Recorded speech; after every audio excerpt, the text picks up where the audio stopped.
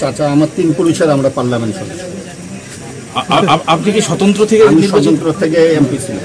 আমি স্বতন্ত্র থেকে উপজেলা চেয়ারম্যানও ছিলাম। আমি এবারই সর্বশেষ এমপি হয়েছি। উপজেলা চেয়ারম্যান আমি এমপি নির্বাচন। এবার দেখি আমাদের গাইবান্ধা 2 সদর আসনের সর্বশেষ এমপি, মেম্বার অফ পার্লামেন্ট, ওনার নামে গাইবান্ধাতে মামলা আছে। সেই মামলার রেফারেন্সে আমরা ওনাকে এখানে পেয়েছি, আমরা নিয়ে যাচ্ছি।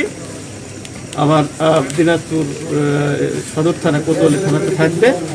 পরবর্তীতে এসে গাইবান্ধা থেকে পুলিশ সদস্যরা আসবে, এসে ওনাকে নিয়ে যাবে, নিয়ে গাইবান্ধা কোর্টে ওনাকে হাজির করবে। 2টি মামলায় উনি এজাহারভুক্ত, তালিকাভুক্ত আসামি। আমাদের এখানে আত্মগোপনে ছিলেন। আমরা সংবাদ পেয়ে আমরা ওনাকে নিয়ে যাচ্ছি এবং গাইবান্ধা পুলিশকে আমরা হস্তান্তর করেছি। এই বাসার মালিক ওনার আপন ভগ্নিপতি।